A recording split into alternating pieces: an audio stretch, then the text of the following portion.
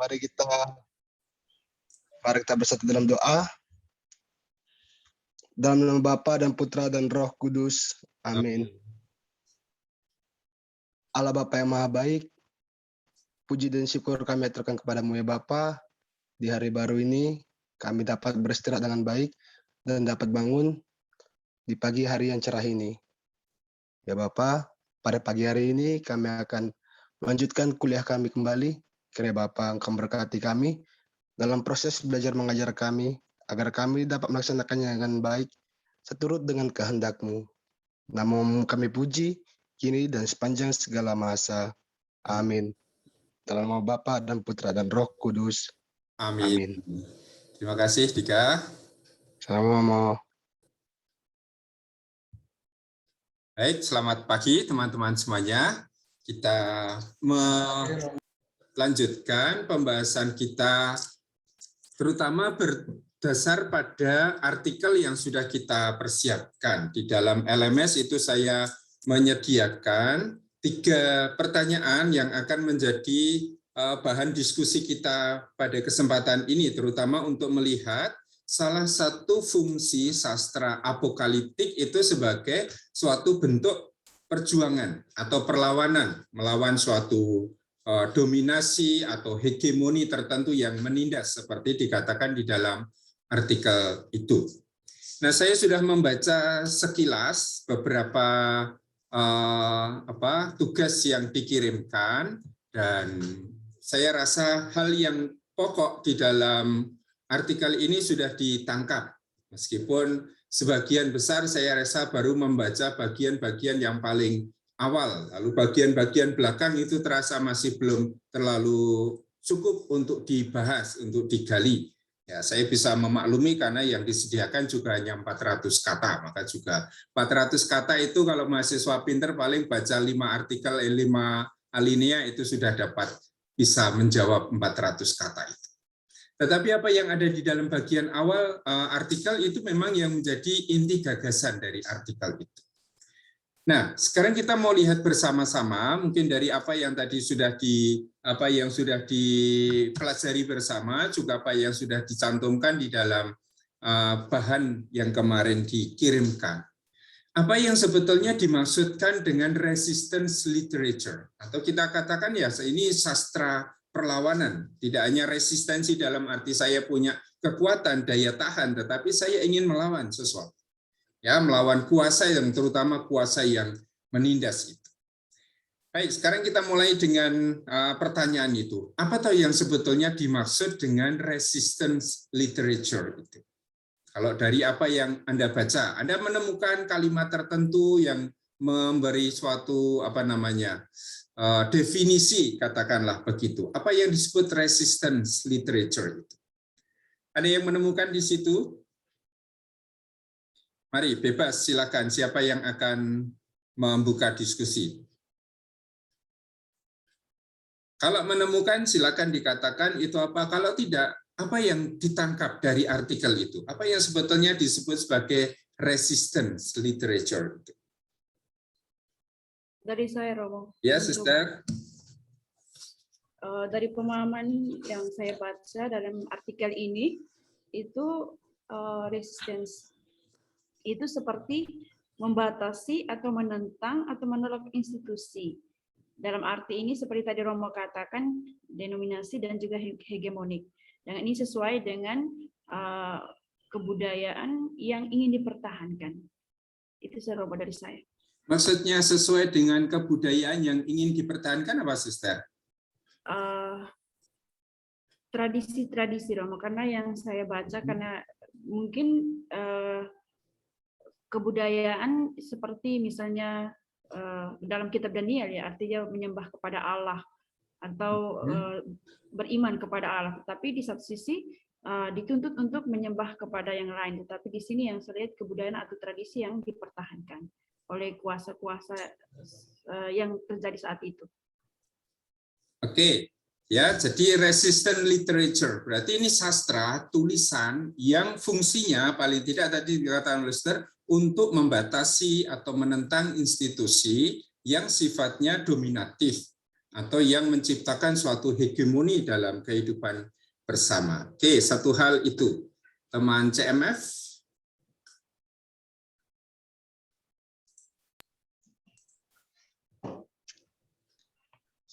Dari saya, Romo, sejauh ya dengan kemampuan terbata-bata membaca artikel itu, yang saya tangkap itu begini, kelahiran dari literatur apokaliptik ini kan dikondisikan oleh situasi historis kehidupan orang Israel. Ini berada dalam, kalau pada perjanjian lama itu berada di bawah kekuasaan dinasti Seleukus. Ya kalau misalnya di bawah perjanjian baru nanti itu dinasti kekaisaran Romawi yang melahirkan hegemoni dan dominasi terhadap orang-orang Israel. Lalu dominasi ini dalam tanda kutip itu semacam mengasingkan orang-orang Israel. Itu karena dikaitkan dengan misalnya beberapa hal yang terjadi itu yang secara eksplisit ditemukan dalam artikel itu. Yang pertama itu soal misalnya yang membawa gelombang pengungsian. Saya tidak tahu itu apakah terjemahan ini tepat atau tidak, tetapi lalu misalnya ada semacam perebutan wilayah atau tanah yang dimiliki oleh orang-orang Israel. Dalam keadaan seperti ini, lalu satu hal yang saya temukan itu bahwa kekuasaan ini hampir mengontrol semua elemen hidup dari orang-orang Israel, termasuk bahasa sendiri. Sehingga kalau sastra apokaliptik lahir dengan bahasa-bahasa yang misalnya penuh dengan simbol-simbol, tujuannya ini untuk semacam, ya mungkin dalam tanda kutip semacam sinisme terhadap kekuasaan, tetapi itu hanya dipahami oleh mereka. Lalu misalnya, saya tidak tahu si Romo menerjemahkan yang di Apocalyptic of the Weeks atau the Book of apa itu. Dari saya di dalam artikel itu mengatakan seperti yang menulis lurus-lurus Inggrisnya saja, yaitu mereka memberikan sebuah visi yang baru terhadap, ada yang dalam tanda kutip itu memberi semacam penghiburan terhadap orang-orang yang dalam situasi itu tertindas.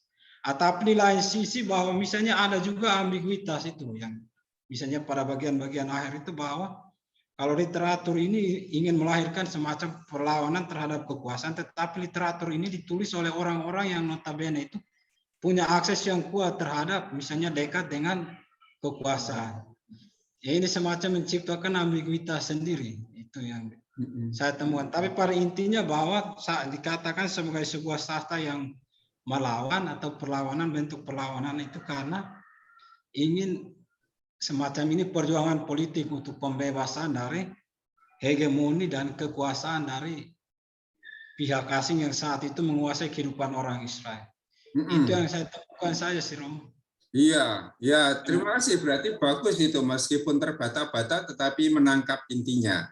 Tapi ini juga kalau tadi hegemoni lalu dominasi itu sudah disebut oleh Suster, sudah kamu sebut. Apa yang kamu pahami tentang dominasi di situ? Orang melawan dominasi, orang melawan hegemoni. Apa yang kamu tangkap dari situ?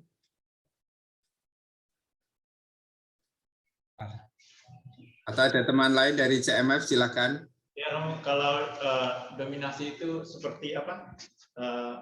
Bentuk-bentuk kontrol sosial apa tuh yang bersifat politik, ekonomi, apa tuh? Dan kekuasaan secara fisik itu, Romo. Itu yang saya tangkap dari artikel itu, Romo. Sedangkan hegemoni itu lebih mengacu pada struktur sosialnya, Romo. Itu, Romo. Terima kasih. Struktur sosial yang ditandai dengan semacam ideologi.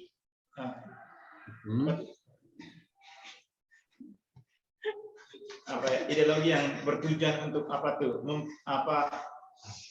membangun, mempertahankan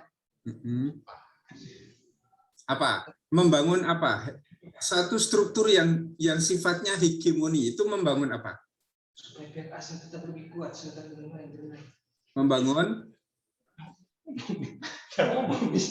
siapa teman yang lain? Apa yang dipahami dengan yang namanya hegemoni itu?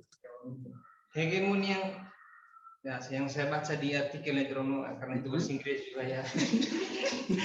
Tidak ada bahasa Tetun, tidak ada bahasa Flores di sini. Hegemoni itu maksudnya apa yang disebutkan oleh Saudara Faren tadi tentang struktur sosial itu maksudnya supaya orang-orang Israel itu semacam selalu berada di bawah posisinya musuh, maksudnya di bawah tekanan, mereka tidak berani memberontak begitu. Karena Oke, berarti struktur yang sifatnya hegemoni itu ditandai oleh hal yang di dalam artikel itu disebut sebagai subordinasi, ya kan? ya, Bahwa orang Israel itu selalu ada di bawah. Dalam arti ditindas, ditekan secara fisik itu juga ditekan, secara ideologi, secara religius itu juga ditekan, dalam arti dipaksa. Nanti dalam konteks Helenisme kan orang-orang Israel dipaksa untuk mencabut akar tradisi religius mereka. Menjauhkan diri dari akar tradisi religius, kemudian berpegang pada tradisi yang baru, yaitu tradisi Helenis itu. Baik, ada lagi yang memberi wawasan tentang apa itu yang disebut sebagai resistance literature. Masih ada insight yang lain tadi, menentang institusi, fungsinya untuk melawan. Ada hal yang lain yang ditemukan? Siapa? Dika tadi sudah tunjuk jari? Enggak mau, tadi saya mau bergulat dalam hal hegemoni tadi mau. Oh, apa pergulatanmu, Dika? Jangan bergulat sendiri, nanti kamu stres di situ. Ceritakan ke kami, Dika. Ya, kalau saya sih tadi lebih nangkapnya dari artikel itu mau adanya pembagian tingkatan sosial gitu sih mau. Kenapa adanya literatur resisten itu untuk menghadapi atau memprotes lah tentang tingkatan-tingkatan sosial di mana kaum Yunani itu seolah-olah tingkatannya di bawah gitu loh mau. Nah, jadi kaum Yunani yang di bawah? Enggak mau, kaum Yahudi Romo. Oh ya. Oke. Masih ada yang lain unsur yang menarik dari yang namanya resistance literature ini? Ada yang menemukan lain? Baik, Romo. Silakan. Ya, silakan. Kamu masih terbata-bata enggak itu tadi membacanya? Ya, Romo. Kamu juga terbata-bata enggak membaca artikel bahasa Inggris itu? Ya, sedikit karena kosakatanya itu beda. Kosakata kita itu makanya. Ya, namanya saja sastra apokaliptik, jadi ya rahasianya banyak toh. Ya. Ya, yang tentang apokaliptik resistensi itu orang Israel itu semacam bentuk perlawanan dari mereka itu tidak berbuah pada peperangan maksudnya, tidak pada peperangan fisik, tetapi lebih kepada jenis pertahankan budaya sendiri maksudnya. Maksudnya ketika mereka orang-orang Helenistik itu menanamkan budayanya mereka, semacam menjauhkan orang Israel dari Yahweh, disitulah sastra apokaliptik hadir semacam untuk memberi peneguhan kepada orang Israel supaya mereka tetap setia pada Allah Yahweh, tetapi bukan dengan cara berperang dalam arti mengangkat pedang, dalam arti tetap bersabar dalam penderitaan seperti itu, tetap memegang teguh pada Yahweh meskipun harus mengorbankan nyawa atau menjadi martir. Jadi bentuk perlawanan di sini lebih kepada mempertahankan konsep atau kebudayaan sendiri, bukan kepada perang fisik gitu. Itu yang saya mengerti dari perlawanan. Oke, jadi lebih ke perlawanan kultural gitu ya. Ya. Tapi ada enggak yang kira-kira sastra apokaliptik yang memang tujuannya adalah untuk membangun suatu aksi, tindakan, tidak hanya membangun suatu konsep, gagasan, idealisme tentang budaya kita, tetapi masuk sampai pada suatu mendorong orang untuk melakukan suatu tindakan tertentu, aksi tertentu. Kamu menangkap informasi itu dari artikel ini? Atau ada teman yang lain tentang hal ini? Ada, Romo. Iya, Suster. Ya, dari saya pahami dari sastra apokaliptik itu seperti yang tadi sudah dijelaskan teman-teman, tapi juga yang Sari Romo tanyakan memang ditulis oleh mereka yang aktif melakukan perlawanan dengan suatu tujuan juga bahwa komunitasnya atau yang membaca itu bisa meneruskan perlawanan terhadap dominasi yang waktu itu ada di masyarakat Yahudi itu sendiri. Jadi memang ada tujuan supaya komunitasnya atau yang membaca sastra apokaliptik ini bisa meneruskan perlawanan. Tapi juga yang saya temukan di situ perlawanan yang ditampilkan juga bukan hanya perlawanan dengan secara fisik, tapi perlawanan juga dengan sikap doa, asketis atau penyerahan diri kepada Allah atau melalui kebijaksanaan atau pengetahuan. Seperti itu, Romo. Kira-kira mengapa unsur yang tadi soal ideologi, perlawanan kultural itu seringkali lebih kuat muncul daripada dorongan untuk melakukan suatu perlawanan fisik, perang misalnya, pemberontakan misalnya?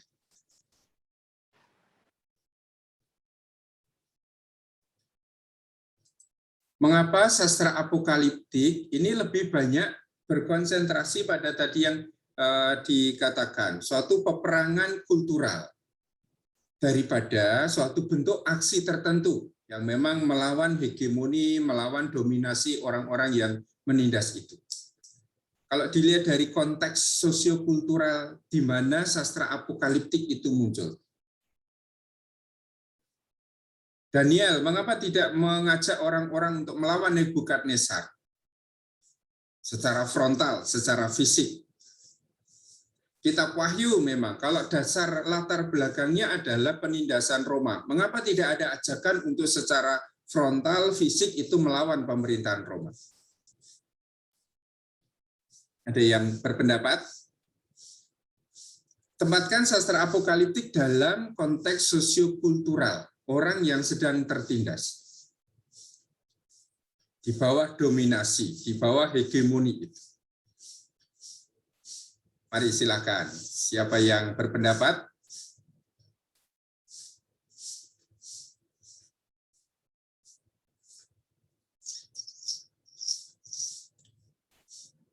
Sister Grace, ada pendapat? Mengapa yang lebih banyak muncul itu soal peperangan yang cirinya itu adalah membangun suatu konsep, gagasan, ideologi tertentu. Tapi soal aksi yang nyata, tindakan perlawanan itu rupanya tidak menjadi sangat kuat di dalam sastra-sastra apokaliptik ini.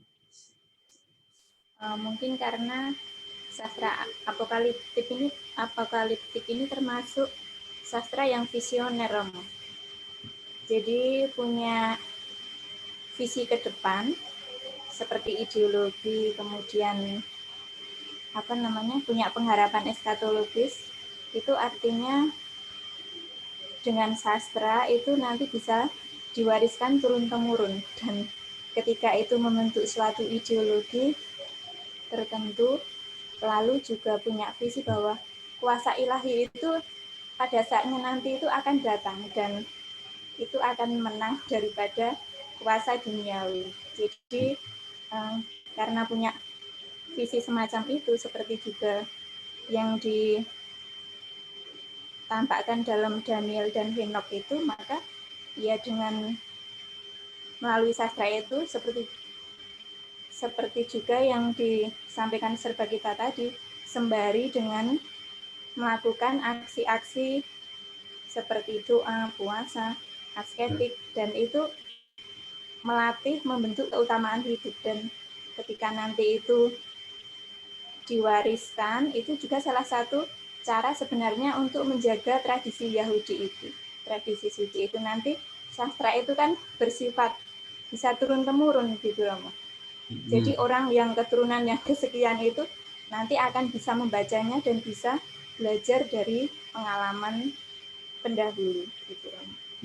Oke ya, setelah terbentuk visi ya, ada suatu visi baru. Mengapa tidak ada upaya untuk selalu kita bergerak sekarang sajalah? Kita lawanlah penindas ini. Kalau di dalam masa-masa apokaliptik perjanjian lama berarti kita lawanlah ini Wangsa Seleukus ini.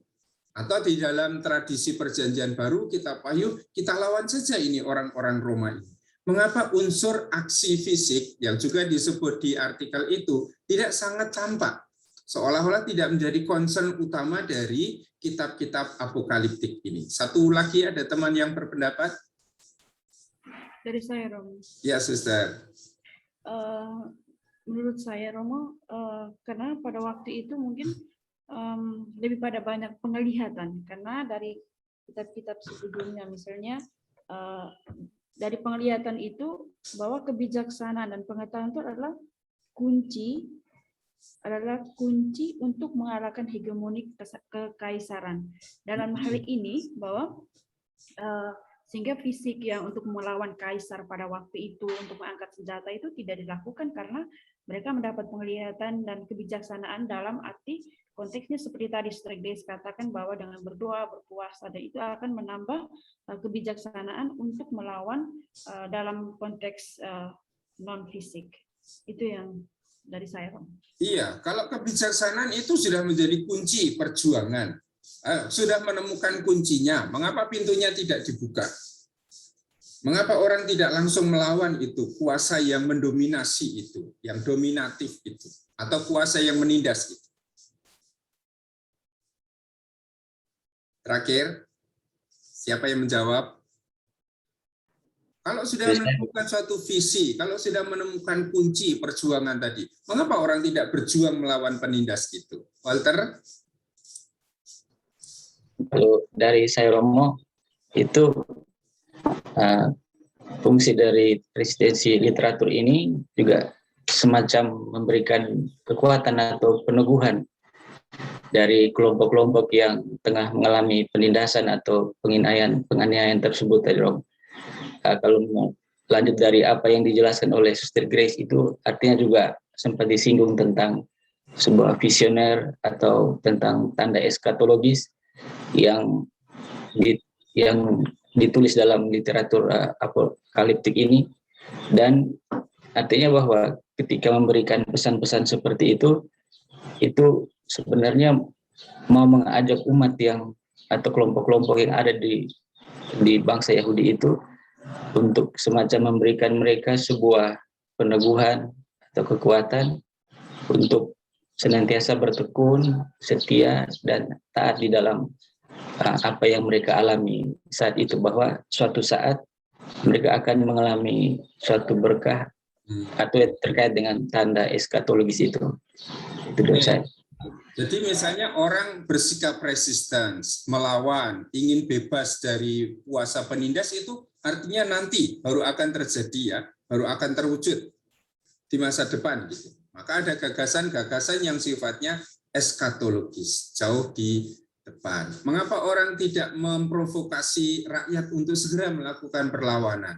Mungkin karena justru mengarahkan bahwa hal ini yang diidealkan ini, visi yang baru itu baru akan terjadi nanti di masa depan. Atau mungkin memang secara secara fisik dalam kenyataannya mereka memang tidak punya kesanggupan untuk melawan kuasa penindas itu. Sehingga tidak realistis kalau meminta atau mendorong orang-orang untuk melakukan perlawanan fisik seperti itu. Orang Yahudi zaman Helenes apakah berani itu melawan Seleukus? Tidak ada yang berani. Kecuali nanti kemudian muncul Imam Matatias dan anak-anaknya yang kemudian melakukan pemberontakan yang kita sebut pemberontakan Makabe. Itu pun ketika bangsa Seleukus di Syria itu semakin lama itu juga semakin merosot kekuatannya. Baik, tadi ada teman ST yang akan berpendapat, silakan.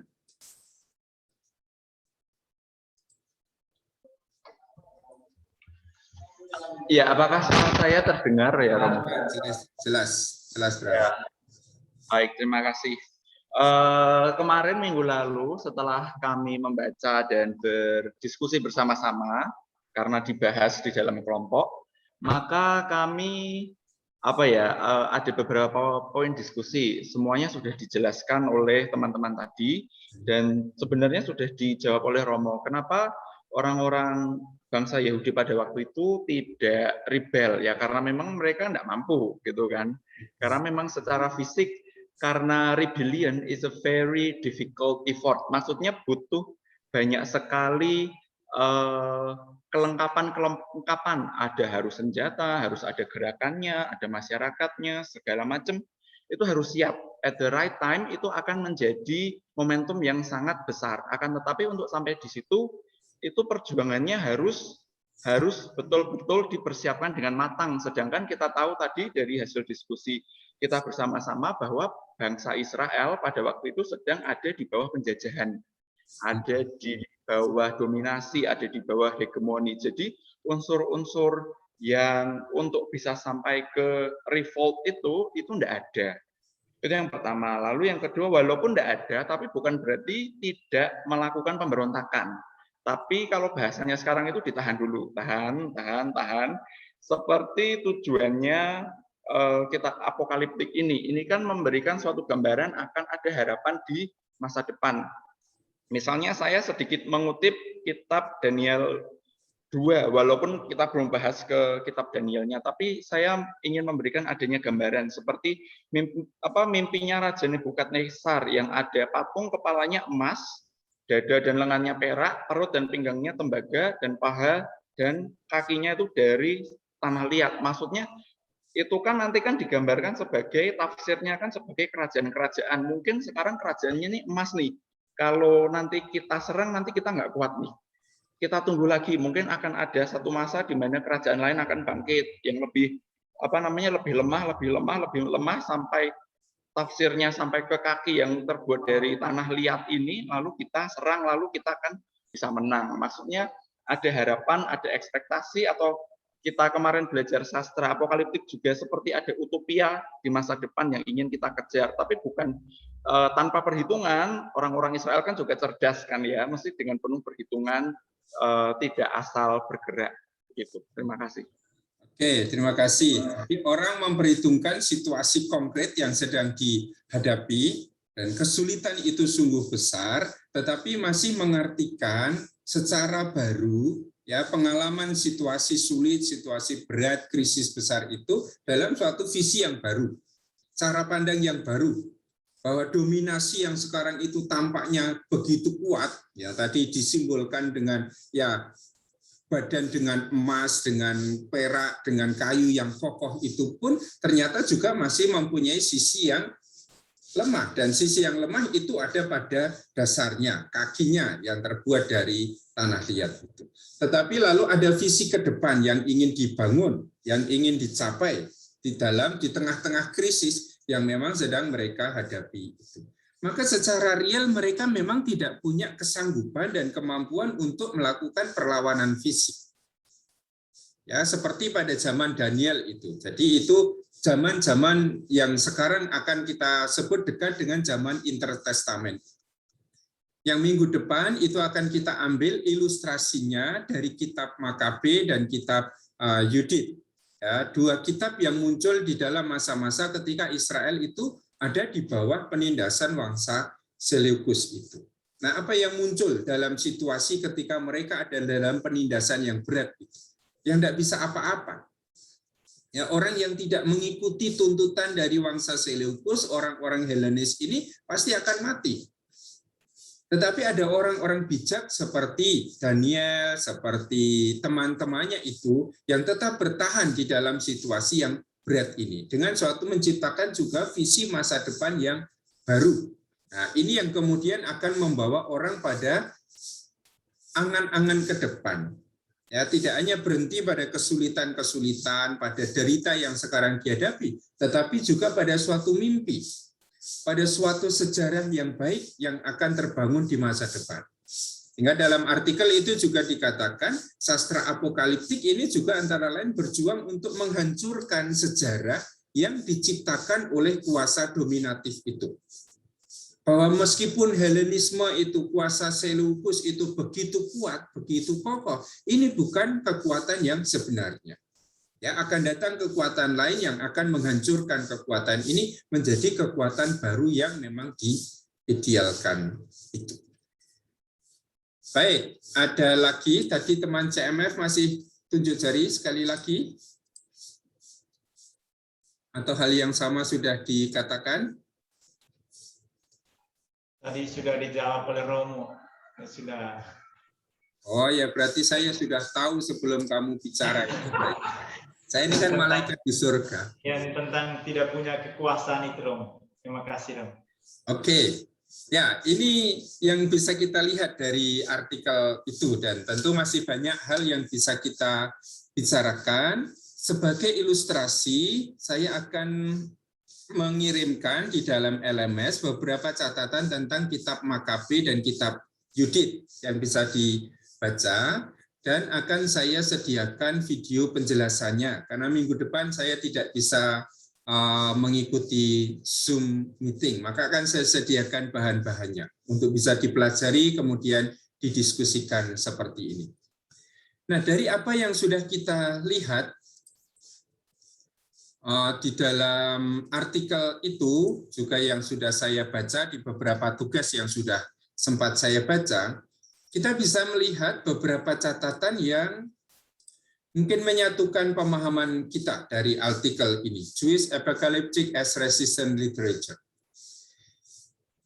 Awal dalam pertemuan kita ini, kita kan mengatakan kata apokaliptik itu sebetulnya adalah sebuah kata sifat.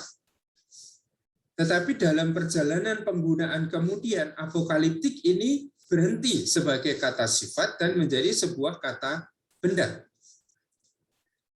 Dan ketika menjadi sebuah kata benda, seringkali juga kata apokaliptik ini dipergunakan untuk menyebut suatu jenis sastra tertentu.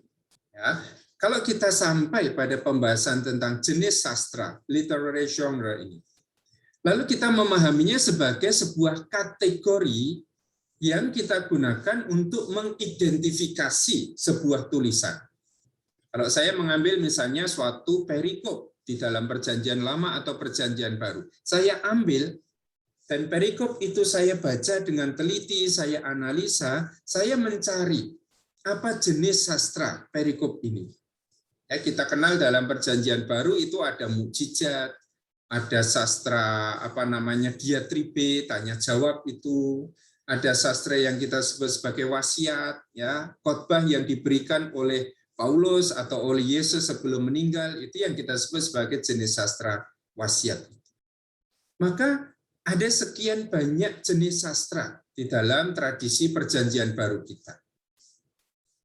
Nah, tulisan-tulisan yang kemarin kita katakan mirip dengan Apokalips atau mirip dengan kitab Wahyu, lalu kita gabungkan dalam kategori tulisan yang kita sebut sebagai tulisan-tulisan apokaliptik.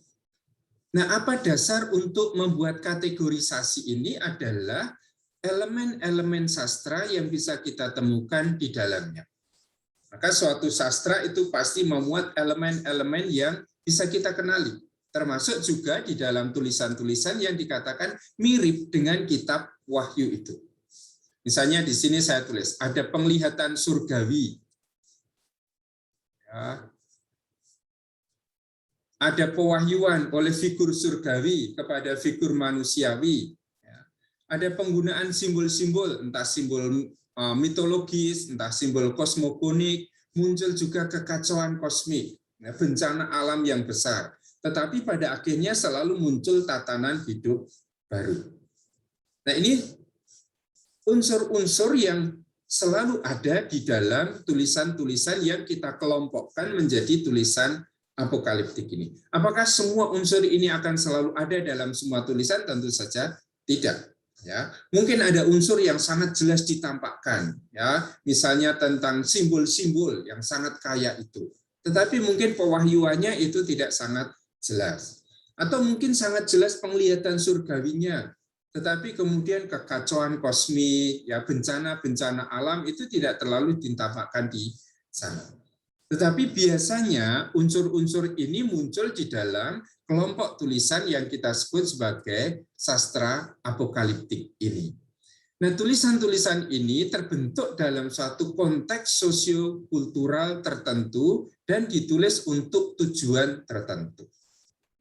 Nah, yang dibahas oleh Potter Young di sini adalah bahwa sastra apokaliptik itu punya fungsi membangkitkan perlawanan. Nah, maka di situ saya tulis di dalam kurung itu, perlawanan ini tidak hanya soal perlawanan fisik, tetapi juga membangun ide, membangun ideologi, membangun visi tadi. tetapi sekaligus juga perlawanan fisik, karena beberapa teks apokaliptik itu memang sampai pada dorongan untuk melakukan aksi.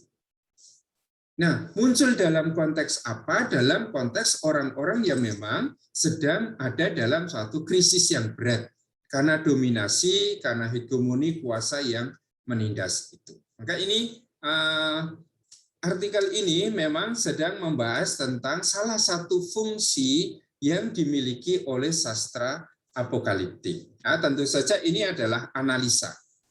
Dia sendiri mengatakan di bagian akhir dari artikel ini bahwa tidak semua tulisan apokaliptik itu sifatnya mendorong suatu resistensi, mendorong suatu perlawanan. Dia sendiri menulis bahwa perlawanan itu sampai pada mengambil aksi, tindakan nyata. Tetapi dia juga membuat catatan bahwa sebagian besar itu lebih pada membangun suatu ideologi, suatu visi masa depan yang akan ditempuh oleh orang-orang Israel. Nah, tadi yang sudah kita buat, sastra perlawanan itu apa? Dia merumuskan di situ. Tulisan-tulisan yang bertujuan untuk membatasi, melawan, menolak institusi, kosmologi, sistem, strategi hegemonik, dan tindakan-tindakan dominasi.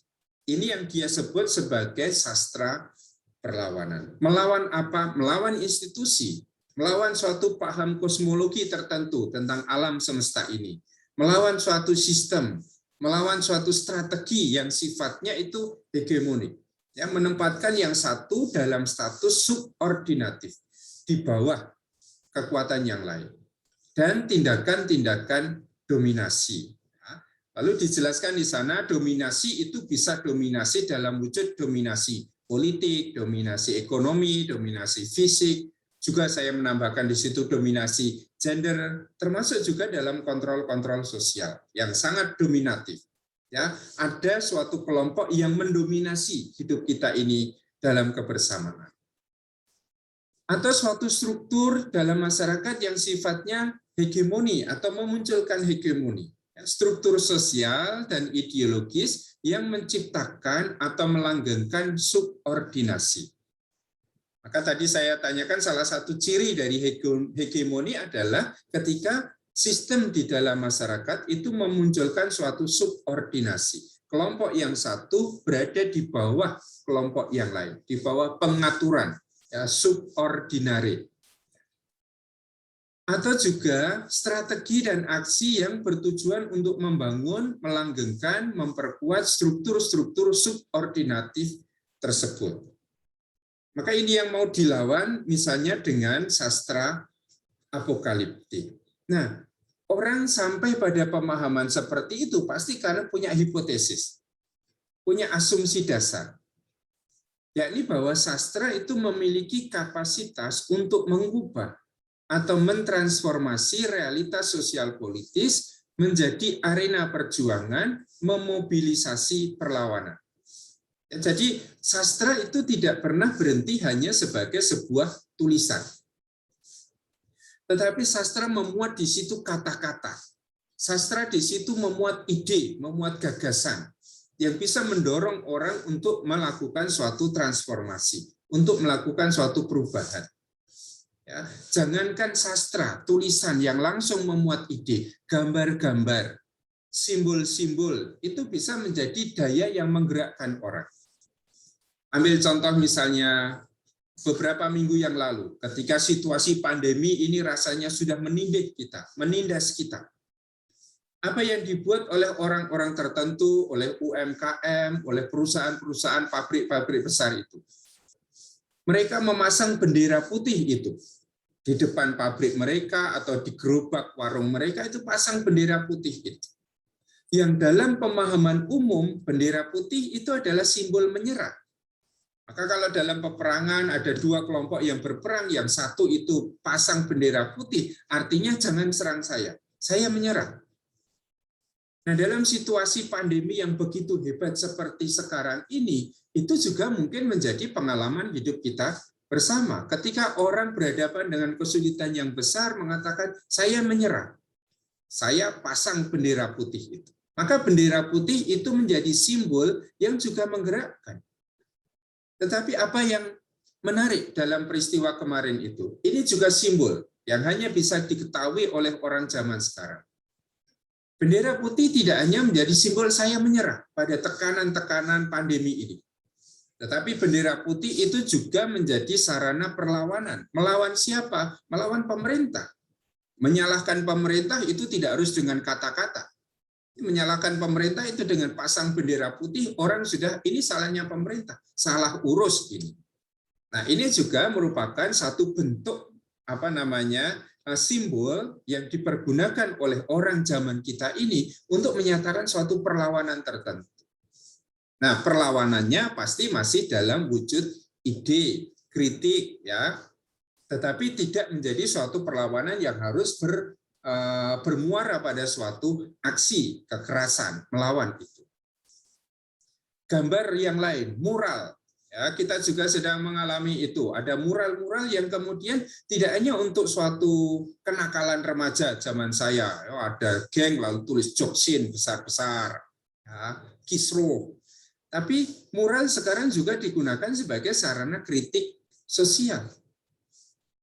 Ada lukisan-lukisan tertentu, ungkapan-ungkapan tertentu yang ketika dibaca dalam konteks pandemi ini dianggap sebagai, oh itu menyerang pemerintah. Oh itu menyerang Pak Jokowi dengan menggambar Pak Jokowi dengan wajah yang dibuat macam-macam. Nah ini juga simbol gambar yang digunakan untuk mengungkapkan suatu bentuk perlawanan ideologis.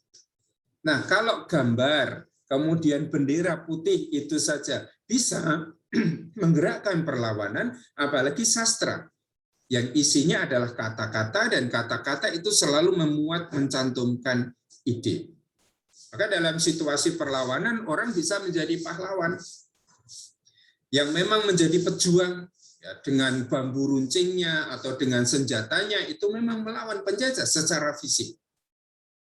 Tetapi perlawanan terhadap penindas itu juga bisa dilakukan secara non-fisik. Dengan membangun ide, membangun gagasan. Misalnya para pahlawan kita membangun wawasan kebangsaan. Dari kita yang beraneka macam suku ini. Ya, etnis kita bermacam-macam. Tetapi kita ini satu. Ini kan juga membangun suatu wawasan. Membangun suatu ide tentang kesatuan bangsa kita ini. Dan pasti ini juga wawasan yang sifatnya resistensi. Kita melawan kuasa penjajah yang biasanya memecah belah, ya, divide et impera, itu prinsip politik mereka. Ketika orang lain memecah belah kita justru harus menjadi Bhinneka Tunggal Ika misalnya. Maka kata-kata memuat ide, dan ide itu yang menggerakkan orang untuk melakukan suatu perjuangan di sini. Ini hal yang menarik yang saya temukan di dalam teks yang kita baca ini. Maka sastra itu memiliki kemampuan, memiliki kapasitas untuk mengubah realitas sosial politis kita. Sastra itu menjadi arena perjuangan. Sebelum menjadi sastra dalam arti tertulis, ini juga yang dibuat oleh para filsuf Yunani misalnya. Ketika ada satu pendapat didengarkan, ada pendapat itu tidak saya setujui, saya mengajukan suatu pertanyaan. Dijawab oleh filsuf itu. Saya tidak tahu, saya tanya lagi, dijawab oleh filsuf itu. Saya tidak setuju, saya serang filsuf itu. Nah, kata-kata itu kan juga mempunyai kekuatan untuk mengubah, juga ketika kata-kata itu sudah ditulis. Maka tulisan seperti kitab Wahyu itu pasti ditulis dalam konteks zaman tertentu, konteks kultur tertentu, juga untuk suatu tujuan tertentu. Ya, termasuk untuk mengubah realitas sosial politis yang waktu itu sedang dihadapi oleh jemaat. Yang kita yakini ini jemaatnya Yohanes. Maka ini hipotesisnya.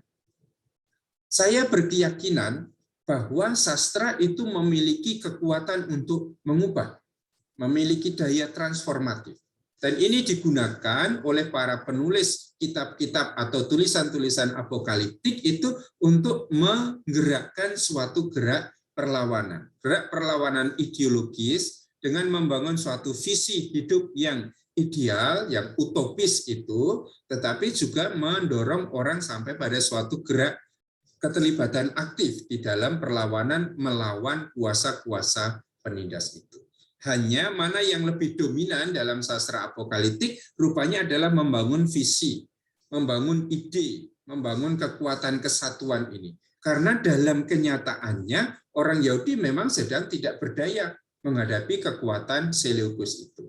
Atau orang-orang Kristen abad pertama sedang tidak berdaya menghadapi kuasa penindas dari kaum Roma ini.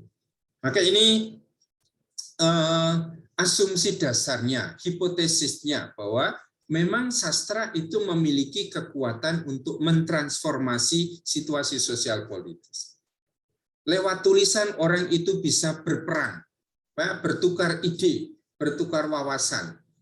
Entah dalam arti untuk menjatuhkan satu sama lain atau untuk suatu pembelaan diri, ya, apologi saya sebagai orang Kristiani misalnya. Ini dua hal ya. Jadi apa yang disebut sebagai sastra perlawanan dan asumsi dasarnya, hipotesis dasarnya. Baik, ada komentar dulu atau tanggapan atau pertanyaan untuk hal ini, silakan. Kalau ada sesuatu yang kurang yang saya katakan, mungkin ada teman yang bisa menambah. Yang dari saya, Romo, ya, kata Andre. Saya tertarik bagian bawah itu, Romo, yang not all apocalyptic literature, yang bukan hanya sekedar sastra untuk perlawanan begitu. Yang bagian Adler and Reeves itu yang menantang bahwa apakah mungkin sastra apokaliptik itu ditulis oleh orang-orang atau sekte-sekte Yahudi yang marginal, jadi bukan arus utama. Nah, ini bagi saya menarik gitu bahwa ternyata ada juga orang yang punya teori seperti itu dan itu ditantang oleh dua orang ini, dan bagaimana kita melihat pada akhirnya kita ditantang atau diajak untuk melihat bagaimana kita kalau melihat sastra itu perlu juga melihat konteks, simbol, dan lain sebagainya itu, Romo. Itu dari saya, Romo, komentar sedikit saja. Ya, terima kasih, Frater. Ya, masing-masing kelompok pasti juga menghasilkan suatu bentuk sastra tertentu. Ya, termasuk juga kelompok yang termarginalkan dalam tradisi Yahudi itu. Saya dulu waktu kuliah di Roma itu mendapat informasi tentang musik rap itu, yang sebetulnya adalah kata yang disambung-sambung dengan kemudian diberi suatu melodi tertentu. Yang menarik bagi saya adalah penjelasan bahwa musik rap itu ternyata tidak muncul di studio. Di antara orang yang senang bermusik, ahli-ahli musik itu, pemain-pemain musik. Tetapi musik rap itu ternyata justru muncul dari kelompok teman-teman negro yang diperbudak, menjadi budak. Tidak bisa berkeluh kesah. Dan keluh kesah mereka hanya muncul dengan kata-kata yang disambung-sambung itu. Dan lama-kelamaan kata-kata yang disambung itu diberi melodi. Dan sekarang menjadi musik yang menjadi genre tertentu, ya, jenis musik tertentu. Dan ini juga yang pasti juga muncul di dalam sastra kita. Saya sebagai orang Jawa, kalau saya harus membaca sastra Jawa yang kuno, yang kelasnya kelas keraton, saya tidak bisa. Meskipun kalau saya mendengarkan wayang, saya masih bisa mengikuti cerita itu. Orang-orang Jawa yang seperti saya, Jawa kampung-kampungan seperti ini, kalau harus menari tariannya orang-orang keraton, tidak akan bisa. Maka orang-orang di luar keraton pasti juga menciptakan musiknya sendiri, anak-anak campur sarilah. Sesuatu yang rumit kemudian dikontekstualisasi dalam hidup saya. Saya sebagai orang kampung tidak bisa menari seperti orang-orang penari-penari di keraton itu. Tetapi kemudian menggunakan keterampilan, kreativitas kami sebagai orang-orang kampung menciptakan suatu tarian tersendiri. Begitu juga dalam hal sastra ini. Termasuk di dalam tradisi-tradisi Yunani, orang-orang kelas bawah tidak mungkin menciptakan suatu sastra yang selevel dengan sastrawan-sastrawan Yunani yang tersohor itu. Yang kelasnya misalnya yang kita sebut sebagai sastra Yunani Atik, yang diperkembangkan di sekitar Gunung Athos itu. Ini pusat sastra Yunani pada waktu itu. Ya, kitab suci kita pun yang Perjanjian Baru tidak pernah ditulis dengan Yunani, bahasa Yunani klasik seperti itu. Tetapi ditulis dengan Yunani yang kita sebut sebagai Yunani koine, Yunani yang kasar, Yunani pasaran lah, bahasa Yunani yang digunakan di pasar dalam percakapan harian. Maka menarik juga memang pendapat itu bahwa sastra apokaliptik mungkin juga muncul dari sekelompok orang Yahudi yang sebetulnya ini termarginalisasi, terpinggirkan, bukan arus utama.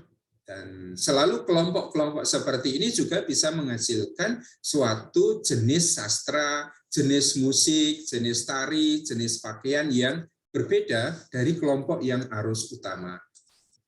Maka ini satu analisa yang menurut saya bagus, bahwa yang menjadi komunitas yang menghasilkan sastra apokaliptik itu dianalisa sebagai orang-orang dari kelompok Yahudi yang sebetulnya bukan merupakan arus utama dalam tradisi Yahudi waktu itu. Baik, terima kasih Orator Andre. Teman dari Seminari Tinggi, silakan. Oh, Angge Mamiri, maaf.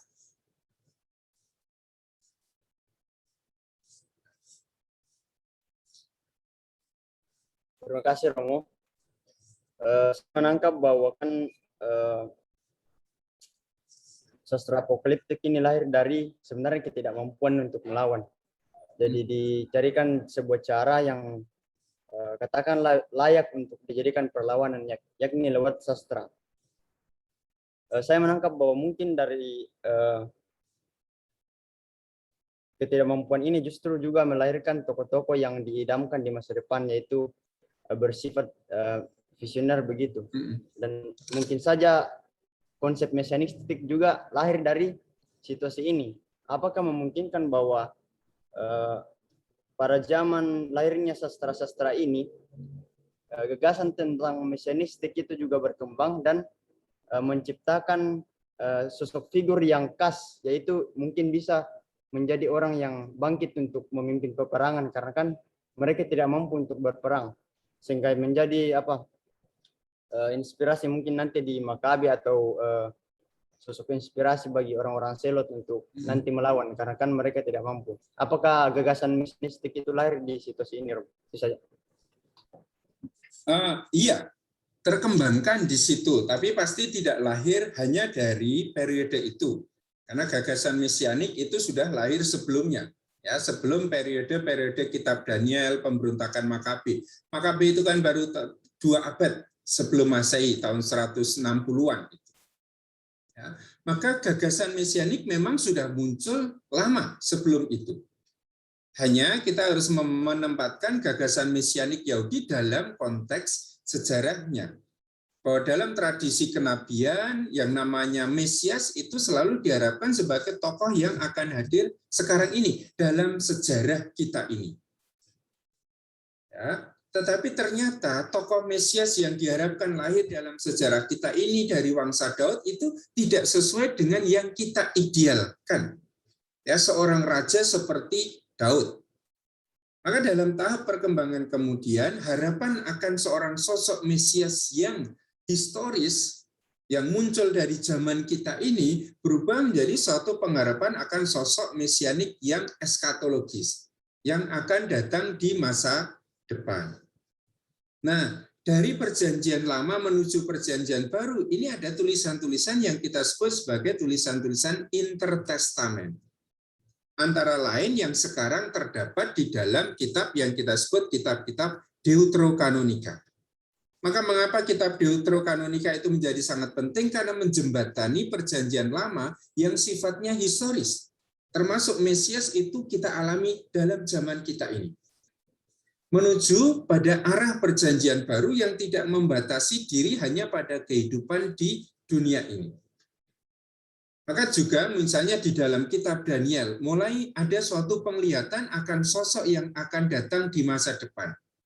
Ada orang yang tua, yang berbaju putih itu. Kemudian di hadapannya itu datang sosok seperti anak domba. Dan ini sudah mulai dibayangkan sebagai sosok Mesias yang eskatologis atau sosok eskatologis yang akan datang. Nah, apa peran kitab-kitab apokaliptik dan zaman munculnya kitab apokaliptik ini adalah menunjukkan suatu perubahan, pergeseran dari penantian akan sosok historis yang muncul di zaman kita ini menuju pada pengharapan penantian akan sosok eskatologis yang akan datang pada masa yang akan datang, pada masa depan. Dan ini lalu dalam zaman Yesus, dalam zaman para murid, inilah arus utamanya. Bahwa Mesias itu akan datang. Nah, apa yang ditangkap oleh orang-orang Kristen, murid-muridnya Yesus, Sang Mesias yang dijanjikan akan datang pada akhir zaman itu sudah datang. Dalam diri siapa? Dalam diri Yesus. Maka yang namanya eskatologi itu tidak usah ditunggu nanti. Berabad-abad di masa depan. Karena eskatologis, zaman mesianik, zaman keselamatan itu sudah terjadi pada zaman kita ini. Nah, ini yang tadi disebut, apakah gagasan mesianik itu berawal dari tradisi apokaliptik ini? Saya menjawabnya tidak, karena gagasan mesianik itu sudah muncul dalam tradisi Perjanjian Lama. 2 Samuel 7 itu sudah menjadi dasar pengharapan mesianik. Tapi apa yang baru di dalam masa-masa penulisan sastra apokaliptik ini adalah suatu visi wawasan ke depan. Dan ini mulai muncul di mana dalam kitab Makabe yang minggu depan akan kita bahas. Orang-orang tokoh-tokoh di situ, seperti ibu dengan 7 anaknya itu, sudah berpikir tentang kalau saya taat kepada Taurat, saya mati, tetapi nanti saya akan dibangkitkan. Nah, ide tentang kebangkitan, tentang kehidupan sesudah kematian itu sangat terkembangkan pada zaman ini, ya, pada masa-masa intertestament ini. Dan itu yang juga diambil oleh para penulis kitab-kitab apokaliptik untuk mengartikan situasi penderitaan yang sekarang kita hadapi. Ya, siapa yang taat dalam kesetiaan di dalam penderitaan ini, dialah yang pada akhirnya akan menang. Nah, bayangkan juga yang ada di dalam teks kitab Wahyu yang kemarin kita bahas. Siapa yang bertahan dalam kesulitan, dalam kemartiran sekarang ini, dialah yang akan membasuh jubahnya dalam darah anak domba. Yang akan mendapat stempel, cap anak domba itu. Artinya dialah yang akan mendapat keselamatan. Begitu, jadi memang terkembangkan dalam tahap periode ini, periode penindasan, jadi abad kedua dan abad pertama sebelum Masehi, tetapi gagasan mesianik itu tidak muncul dari sini. Karena sudah muncul dalam periode sebelumnya. Begitu? Semoga jelas, atau ada hal yang lain?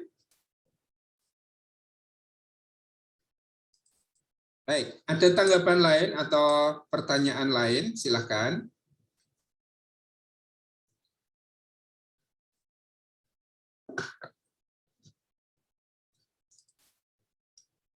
Oke, kita lanjutkan beberapa hal yang kita temukan di dalam artikel ini. Nah, ini kaitannya dengan penjelasan tadi. Dalam tradisi literatur Israel, sastra apokaliptik berkembang terutama pada masa Helenis.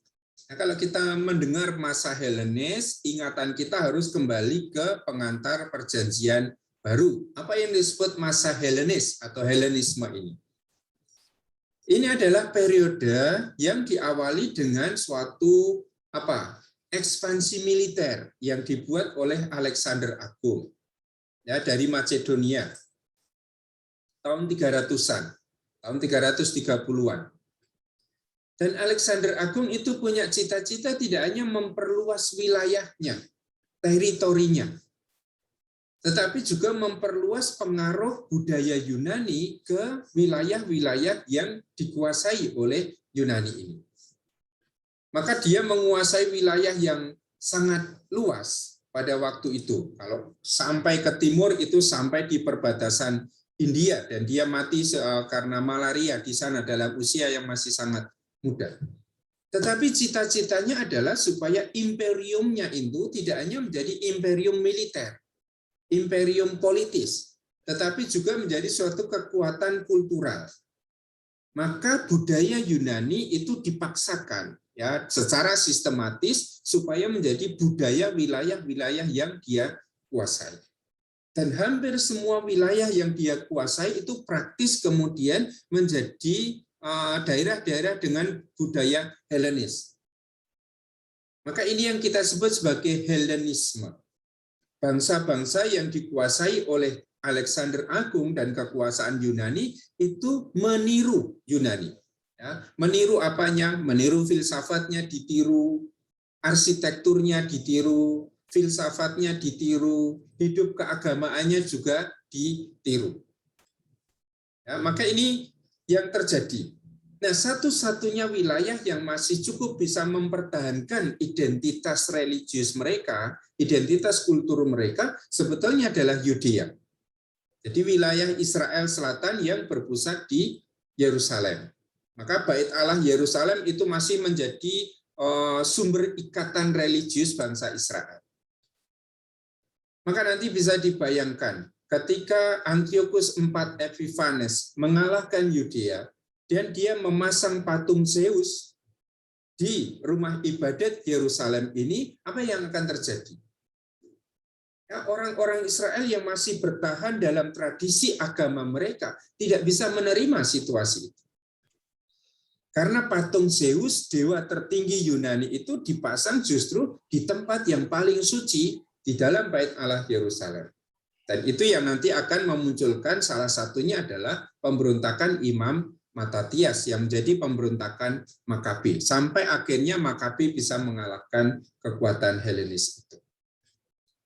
Nah, ini yang rupanya dianalisa sebagai periode ya konteks kultural, konteks politik, konteks ekonomi yang memunculkan sastra apokaliptik. Ya. Maka kalau disebut di sana ada kitab Daniel, kitab Enoch, itu muncul di dalam saat-saat ini, dalam periode sejarah ini. Nah, masa Helenis ini ditandai dengan berkuasanya Wangsa Seleukus dari Syria, termasuk juga atas Palestina. Setelah Alexander Agung mati, kemudian daerah yang sangat luas itu kan dibagi menjadi 4. Dikuasai oleh panglima-panglimanya. Di Macedonia itu ada Kassander. Di Syria sampai daerah perbatasan India itu ada Wangsa Seleukus ini. Kemudian di Mesir itu ada kekuatan Wangsa Ptolemeus. Ya, pada awalnya Syria itu dikuasai oleh kekuasaan Mesir, Ptolemeus ini.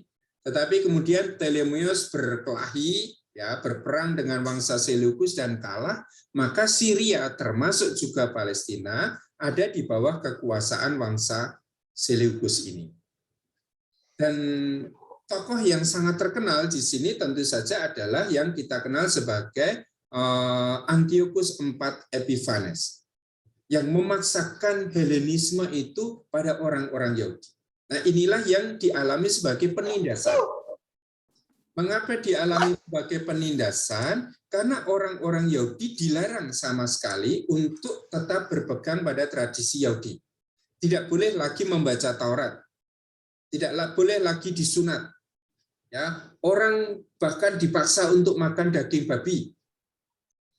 Ini semua adalah simbol. Yang namanya Taurat, yang namanya sunat, yang namanya daging babi, ini simbol. Simbol apa? Simbol ketaatan. Kalau saya orang Yahudi taat pada Yahweh, saya harus mentaati Taurat. Saya harus disunat. Saya tidak boleh melanggar aturan halal dan haram makanan. Kalau babi itu diharamkan, meskipun itu enak, meskipun itu gurih, ya tetap saja tidak boleh saya makan. Dan justru simbol-simbol ini yang dihancurkan oleh Antiochus Epiphanes. Tidak boleh lagi kamu mentaati Taurat. Tidak boleh lagi disunat. Kamu malah harus makan daging babi. Nah, simbol-simbol religius Yahudi ini dihancurkan. Nanti Bait Allah juga dinistakan dengan mendirikan patung Zeus di tempat yang paling suci di Bait Allah. Nah, dalam situasi seperti ini, orang yang berpihak pada Antiochus IV Epiphanes akan hidup. Artinya mereka yang meninggalkan tradisi Yahudi dan kemudian memeluk Helenisme akan hidup selamat. Tetapi orang yang memilih untuk tetap berpegang dalam kesetiaan pada tradisi Yahudi, mereka justru akan mengalami kematian. Lihat di dalam kitab Daniel, siapa yang mengikuti Raja Nebukadnezar, dia akan selamat. Tetapi yang melawan Nebukadnezar, dia tidak akan selamat. Nah, masa-masa penganiayaan inilah yang kemudian rupanya memunculkan penderitaan yang besar. Dan orang Yahudi tidak mempunyai kekuatan fisik, kekuatan militer untuk melawan kekuatan Helenis ini.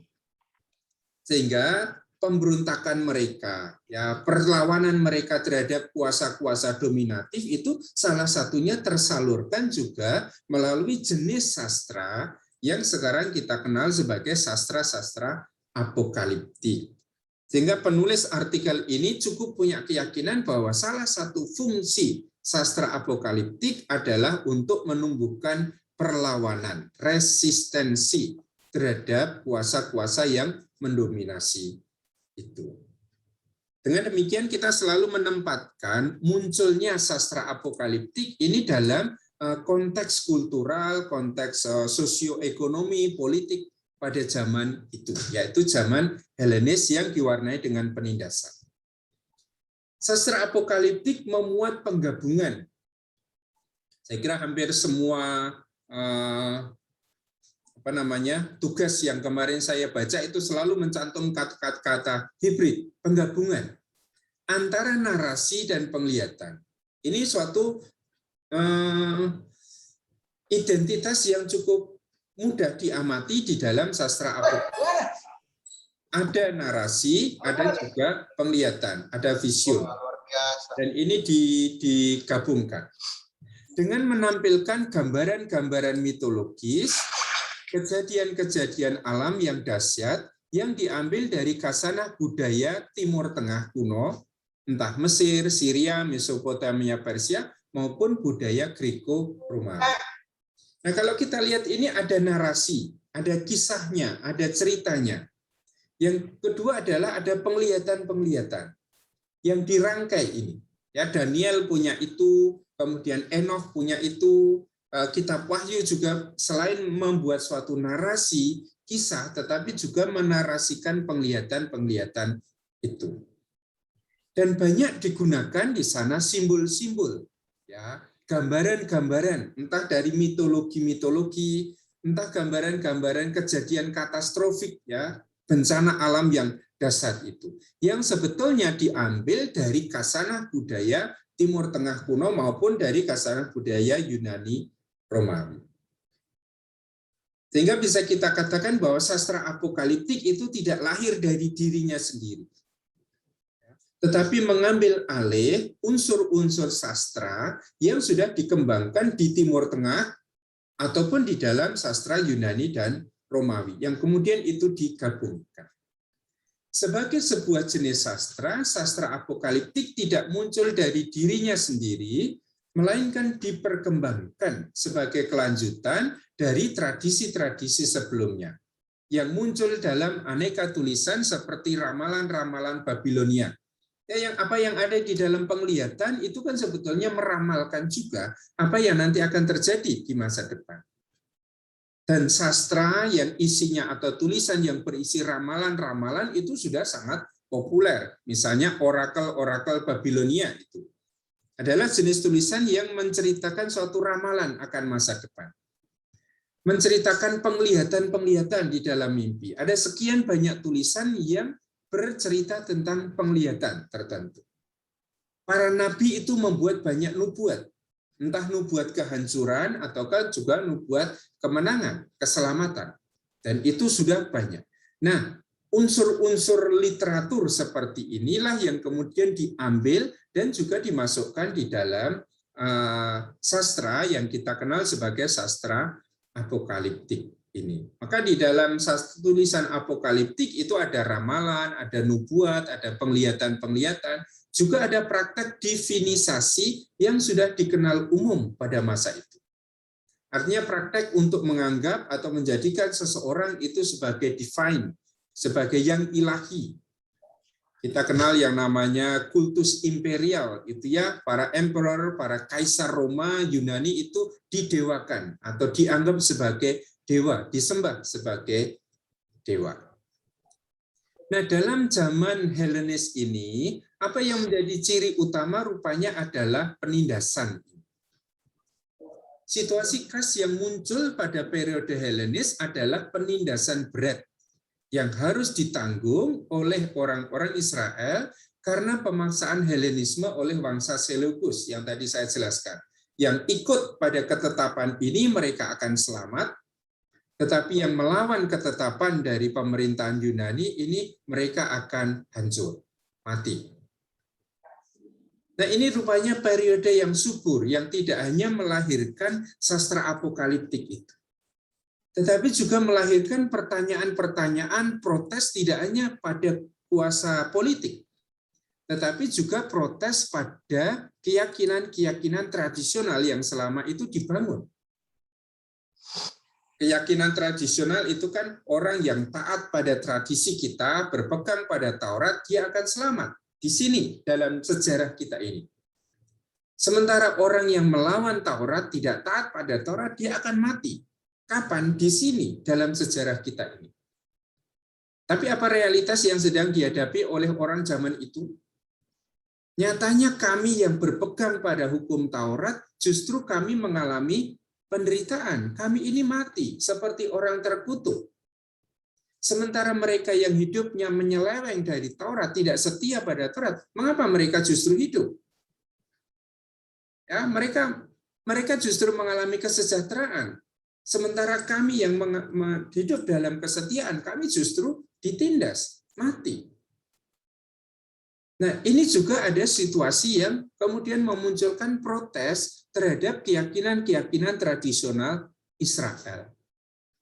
Dan itulah yang kemudian dalam sejarah terkembangkan sebagai gagasan, keyakinan bahwa penderitaan kita di zaman ini bukan akhir dari perjalanan hidup kita. Bahwa kematian ini bukan akhir dari perjuangan kita. Karena sesudah kematian akan ada kebangkitan. Akan ada kehidupan yang baru. Setelah Yerusalem yang lama ini akan ada Yerusalem yang baru. Setelah zaman kita ini akan ada zaman yang baru. Nah, periode intertestament inilah, abad ketiga sampai abad pertama sebelum Masehi, itu yang akan sangat berpengaruh pada peralihan ini. Ya, kalau kitab Daniel itu sudah muncul sebelumnya, dan kitab Daniel pun sudah memuat gagasan-gagasan tentang kehidupan sesudah kehidupan kita. Termasuk juga bagaimana mereka mengartikan krisis berat, penganiayaan yang sedang mereka hadapi. Bahwa krisis berat ini tidak akan menjadi akhir dari peziarahan hidup kita. Nah, siapa yang bertahan dalam krisis berat inilah yang pada akhirnya akan masuk dalam zaman baru yang dinubuatkan, yang dijanjikan. Sehingga ciri zaman ini memang zaman penganiayaan, siapa yang bertahan dialah yang akan diselamatkan. Dalam konteks sosiopolitik budaya di bawah kekuasaan penindasan ini, sastra apokaliptik menawarkan sebuah discursive resistance. Jadi suatu bentuk perlawanan yang dinyatakan di dalam suatu kisah atau di dalam suatu diskursus. Maka tadi dikatakan salah satu hal yang dibangun sebetulnya adalah membangun ide, membangun ideologi, membangun gagasan tentang situasi yang sedang saya hadapi sekarang ini. Bagaimana saya mengartikan penindasan berat yang sedang saya hadapi. Bagaimana saya mengartikan ketaatan, kesetiaan saya pada tradisi. Bagaimana saya juga membaca ketidaksetiaan teman-teman saya yang meninggalkan tradisi Yahudi saya. Nah, situasi inilah yang kemudian dibaca oleh para penulis kitab-kitab apokaliptik ini untuk menampilkan suatu sejarah yang baru, sejarah apokaliptik. Mengapa disebut sejarah baru? Karena ini melawan sejarah yang diciptakan, dibangun oleh kuasa penindas sekarang ini. Tampaknya itu hebat. Ya, dalam penglihatan Daniel tadi, tampaknya itu mungkin kepalanya itu emas, tangannya itu besi, dadanya itu perak, tetapi ternyata kakinya tanah liat. Orang hanya mengatakan jangan silau dengan hal-hal yang tampil seperti itu. Karena di dasarnya, pada pondasinya, itu kropos. Nah, orang membangun suatu ideologi yang baru, sejarah apokaliptik yang baru, yang seringkali juga disebut sebagai suatu sejarah yang utopis. Sejarah yang dimimpikan di masa depan yang akan terjadi. Tempat yang pas, ya, situasi politik yang pas dalam arti damai, tentram gitu. Maka yang dibangun terutama adalah sejarah apokaliptik yang baru. Sekaligus mendorong agar gambaran baru tersebut, ideologi baru tersebut, visi yang baru tersebut diwujudkan secara nyata. Maka selain membangun suatu ideologi perlawanan, orang juga didorong untuk melakukan suatu aksi, tindakan nyata.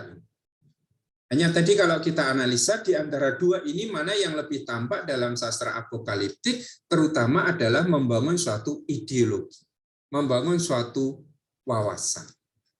Maka sastra apokaliptik mendorong pembaca pada sebuah perlawanan aktif di tengah situasi kritis yang dihadapi oleh komunitasnya.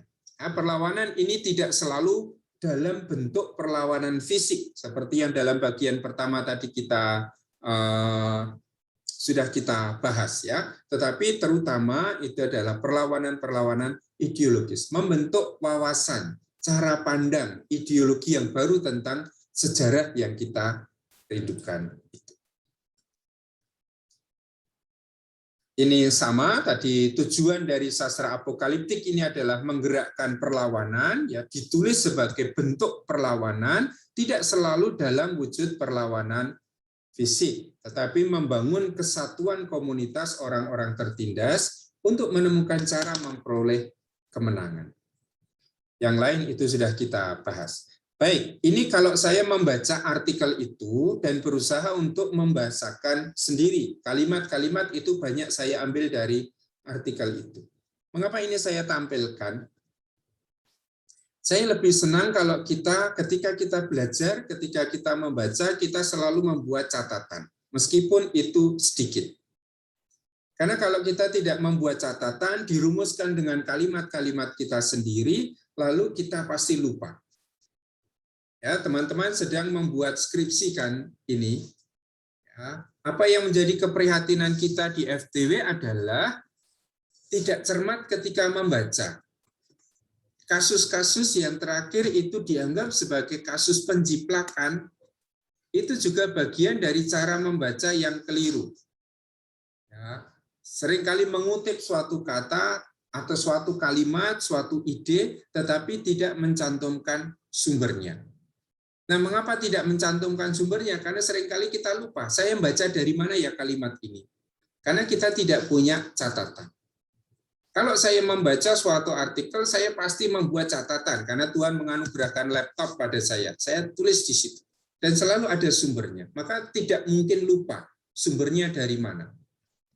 Ya, kalaupun belum saya beri halaman, biasanya saya tulis di situ halaman berapa. Itu selalu saya cantumkan di situ. Ya, sehingga kasus-kasus yang terakhir itu cukup banyak muncul, plagiarisme itu harus semakin lama semakin dihilangkan.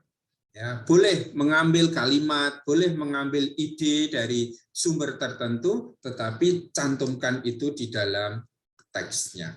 Nah, untuk itu lalu kita perlu membuat catatan-catatan yang sebetulnya tertata seperti itu. Maka saya senang kalau saya memberikan artikel, lalu saya minta daya 200-300 kata, itu maksudnya supaya apa yang saya baca itu saya catat. Karena kalau tidak dicatat itu pasti hilang dengan sendirinya. Oke, kita masih punya 10 menit. Apakah ada pertanyaan atau tanggapan atau sesuatu yang menarik dari yang dibaca untuk dibagikan?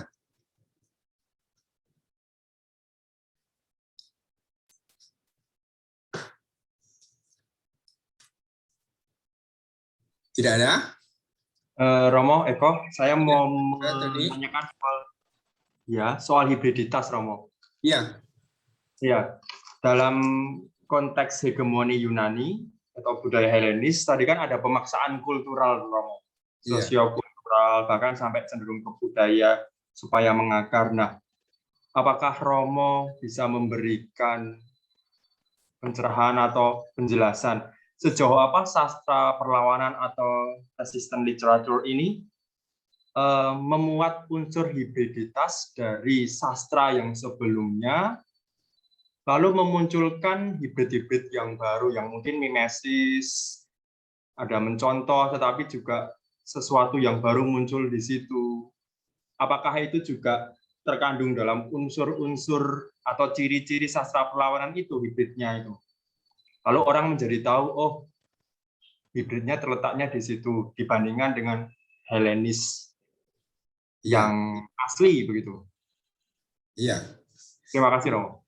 Ya, salah satu contoh adalah tentang nubuat atau ramalan masa depan.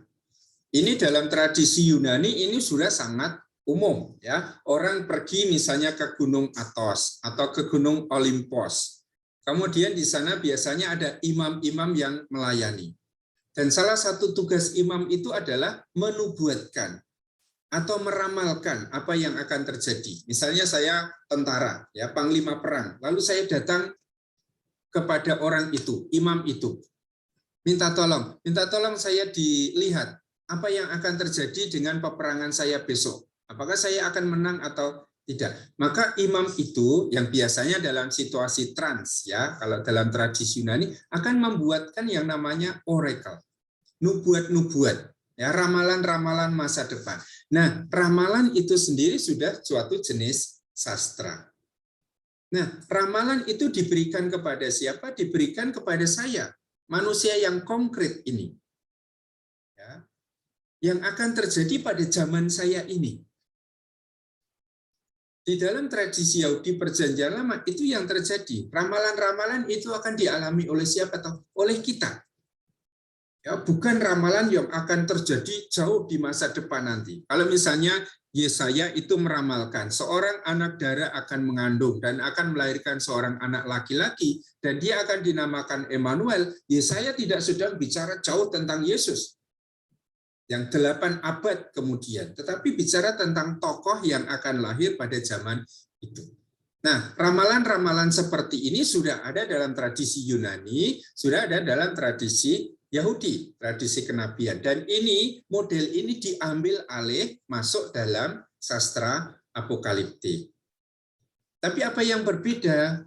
Sastra apokaliptik tidak hanya bicara tentang situasi kita sekarang ini, tetapi bicara tentang zaman yang akan datang, bahkan zaman yang sangat baru dari zaman kita ini.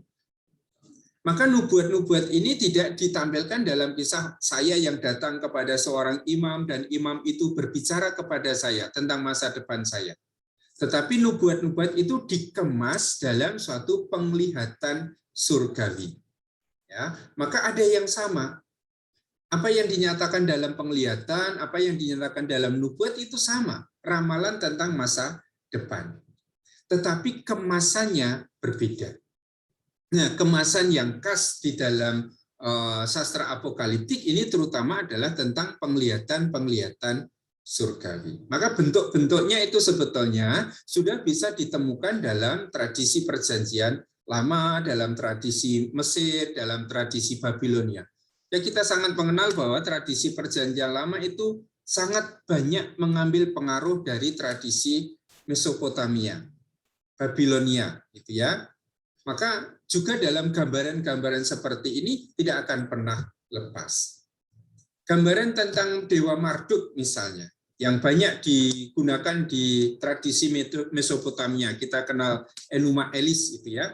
Bagaimana mereka membayangkan terjadinya dunia seisinya. Kekuatan kegelapan yang berlawanan dengan kekuatan yang kekuatan kegelapan melawan kekuatan terang. Dewa Marduk melawan Dewi Tiamat. Ini selalu pola yang akan selalu terulang.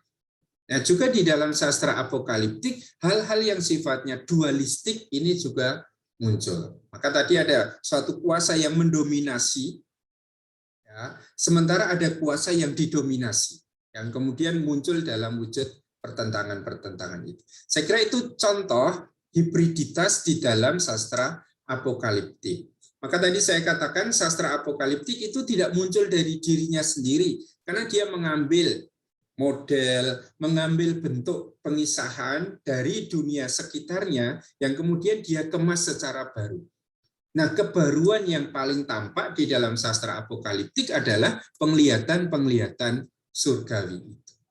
Ya, bahwa nubuat, ramalan itu tidak diberikan oleh manusia, tetapi itu diberikan oleh sosok surgawi.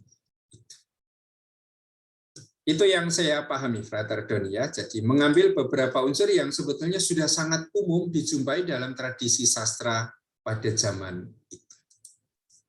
Terakhir, teman CMF. Dari saya, Romo, minta maaf tidak bisa open kameranya, jaringan lagi. Yang ingin saya tanyakan begini, Romo. Ini kan kalau dalam artikel ini kan apa sastra apokaliptik dimaknai sebagai sebuah perlawanan. Lalu bagaimana harus memahami ya, misalnya tulisan-tulisan apokaliptik yang tujuannya itu untuk memberi hiburan, penguatan kepada orang-orang itu ya. Kalau di artikel ini sempat disinggung itu tidak salah dari kitab Daniel, kalau tidak salah. Itu bagaimana harus dipahami ini sebagai sebuah bentuk perlawanan terhadap hegemoni dan dominasi saat itu. Terima kasih, Romo. Iya, nah, saya kira justru itu catatan yang baik dari penulis artikel ini. Ya, meskipun dia memberi judul sastra apokaliptik sebagai sastra perlawanan, di bagian akhir dia memberi keterangan. Ya, ini bukan satu-satunya hipotesis tentang fungsi dari sastra apokaliptik. Ya, sastra apokaliptik itu bisa punya banyak fungsi. Dan yang sedang dia analisis di dalam artikel ini adalah fungsi sastra apokaliptik sebagai media untuk mendorong perlawanan. Tetapi dia mengakui bahwa itu bukan satu-satunya fungsi sastra apokaliptik. Dia juga menyebut ada sastra apokaliptik yang isinya itu adalah keluhan, ratapan. Orang yang mengeluh, orang yang meratap itu tidak sedang mendorong suatu perlawanan tertentu. Sehingga kita harus sangat terbuka untuk memahami bahwa mendorong suatu perlawanan ini bukan satu-satunya tujuan atau fungsi dari sastra apokaliptik. Masih ada fungsi-fungsi yang lain. Hanya kalau kita lihat dari analisa para ahli selama ini, mana fungsi yang rupanya fungsi yang sangat dominan dari sastra apokaliptik itu adalah fungsi mendorong suatu perlawanan. Tetapi nanti lihat kitab Wahyu misalnya, apakah ada suatu dorongan untuk melawan tuh kekuatan musuh itu? Bahkan yang memberikan kemenangan itu bukan kita, bukan manusia. Yang memberikan kemenangan adalah Allah sendiri. Sehingga tidak ada suatu bentuk dorongan kamu harus melakukan suatu perlawanan. Ya, tetapi mungkin juga ada unsur penghiburan di situ. Sastra apokaliptik kalau ditulis di dalam masyarakat yang tertindas seperti itu, teraniaya, kemungkinan besar juga memiliki tujuan untuk memberikan penghiburan, peneguhan untuk orang-orang yang sedang tertindas ini. Misalnya Makabe, ya 2 Makabe, dengan menampilkan seorang ibu dan 7 anaknya yang memilih mati daripada memakan daging babi. Apa tujuannya? Adalah untuk meneguhkan orang-orang Yahudi yang pada waktu itu ada dalam situasi yang sama. Penulis kitab Makabe akan mengatakan, sekarang kamu dipaksa untuk makan daging babi. Kamu akan makan daging babi itu atau tidak? Kalau kamu mau tetap bertahan dalam tradisi iman kita, lihat ada ibu dan 7 anaknya yang pernah mengalami itu. Mereka tetap bertahan. Maka dikatakan dalam artikel itu Daniel, tokoh-tokoh yang lain itu menjadi contoh, teladan. Begitu juga ibu dengan 7 anaknya di dalam kitab Makabe itu juga menjadi contoh, teladan. Apa yang harus saya pilih di dalam krisis besar yang saya hadapi ini? Oh, saya memilih untuk menjadi seperti mereka. Mengapa saya memilih menjadi seperti mereka? Karena ibu itu mengatakan juga kalau saya mati, pada akhirnya nanti saya akan dibangkitkan. Saya akan mengalami kehidupan. Maka kita tidak bisa mengatakan artikel ini satu-satunya bukan artikel ini, tetapi mendorong suatu perlawanan, suatu resistensi itu bukan satu-satunya fungsi dari tulisan-tulisan apokaliptik. Ya, ada fungsi yang lain. Tetapi dalam analisa pada umumnya, fungsi untuk mendorong suatu perlawanan ini memang ditengarai sebagai fungsi yang cukup kokoh, tampil dalam banyak sastra apokaliptik. Tetapi juga fungsi yang kedua yang juga cukup kuat adalah fungsi penghiburan, peneguhan. Ditulis untuk orang-orang yang sedang ada dalam krisis. Nah, kalau sedang ada dalam krisis, yang dibutuhkan adalah peneguhan. Terutama bagaimana membantu mereka membaca situasi krisis mereka, penderitaan mereka di dalam terang iman mereka. Sehingga muncul suatu ideologi yang baru, visi religius yang baru yang kemudian ini dikejar untuk diwujudkan. Maka itu cara kita untuk memahami bahwa tidak semua sastra apokaliptik itu memiliki tujuan untuk mendorong perlawanan. Jelas, saya harap jelas karena saya sudah lewat 2 menit dari waktu yang tersedia. Terima kasih untuk pertemuan kita. Minggu depan tidak akan ada pertemuan Zoom.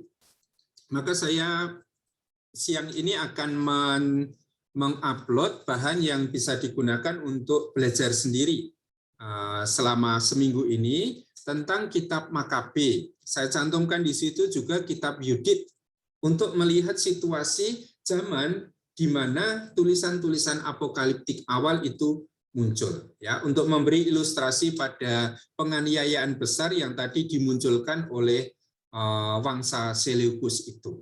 Lalu saya usahakan hari-hari ini saya membuat video penjelasan tentang materi itu, lalu saya upload di LMS juga. Jangan lupa tetap mengisi presensi ya Rabu yang akan datang karena tetap dianggap ada perkuliahan ini.